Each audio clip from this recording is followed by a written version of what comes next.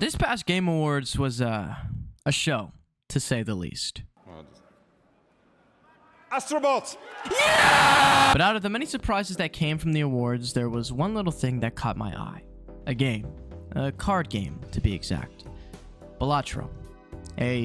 Listen to this, roguelike indie game about poker, where basically all you're doing is playing poker, but not really. And of course, while this concept sounds awesome, especially for someone like me who has a knack for both roguelikes and poker, the thing that really caught my eye about this game is how it was nominated for Game of the Year. My curiosity got the best of me, and I ended up looking into this game that I had never heard of up until the Game Awards came around. And while I was a little late for the party, I was instantly able to see why this game gained so much praise. Balatro must be one of the most addicting games I have ever played, and I think there's a reason for this. I believe that there's an actual psychological reasoning behind why this game is so damn addictive. For starters, I want to talk about the music. Now, if you've played Balatro before, then you absolutely have that catchy-ass synthwave embedded into your brain. Not only is the music good as hell, but there's actual science behind why it might be a factor that keeps you playing. The reason behind this being that Balatro does not really have a traditional soundtrack. Instead, it has a continuous steady groove that dynamically changes from one to another based on what section of the game you are in at that time. This is genius. Balatro is unintentionally scratching as many sectors of your brain as it can to make you keep playing. The reason I say unintentionally is because the creator of this game, as well as the creator of the music for the game, both didn't expect Balatro to really gain any traction, which is super cool seeing how it made it to the biggest stage in all of gaming and was nominated for the highest honored award a game can basically ever achieve. So good for them. A little side note to mention alongside the music is the cool sound effects that the game has. Opening a buffoon pack sounds oddly exciting, and hearing those points keep on racking up and up after a nasty ass hand combo is the most satisfying thing ever, and absolutely will lead me down a path of chronic gambling the second I turn 21. Now for my second reason, the genre. Like I said earlier, Balatro is not just a card game, it is a roguelike card game. For those who don't know roguelikes, this is the best way I can explain it without getting into specifics of roguelike versus roguelites and all that bullshit. Roguelikes are a subgenre of gaming inspired by the 1980 8-bit game named Rogue, which basically consists of dungeon crawling, randomly generated leveling, and permanent death upon failing. Balatro consists of these and other roguelite specific characteristics, which is a deadly addictive combo, combined with the fact that its core gameplay mechanics are based off one of the most popular gambling card games in the world. In my opinion, the genre of roguelike must be the most addictive gaming genre ever made. Its core traits are basically designed to keep the player coming back.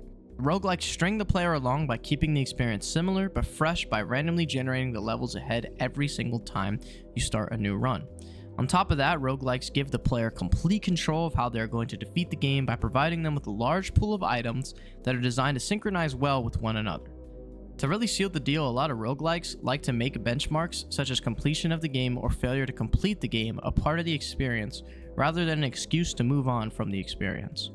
The point I'm trying to make here is that Balatro, being a roguelike, makes the player want to continue over and over again to construct the most broken builds and get even further into the game than they did last time.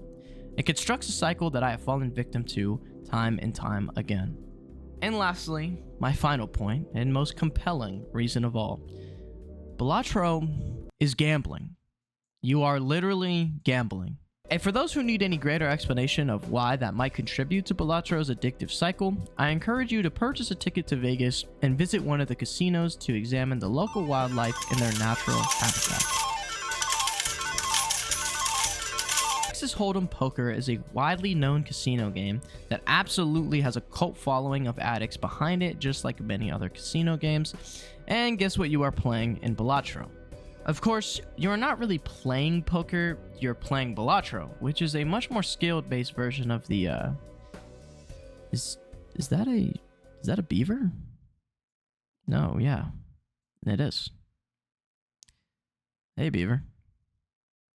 Look at them go. Balatro is obviously not really gambling, but the core mechanic of it is based off the most popular gambling game in the world. So, I mean, I don't think it's that much of a stretch to say that definitely contributes to the fact that you just can't put it down. And that's it. I absolutely love Balatro. It's for sure in my top 5 indie games. It might even be in my top 10 games in general. So, if you were somehow even later to me than playing this game, please do yourself a favor and get it right away. It's on PC and mobile. It's like $10 for infinite hours of fun.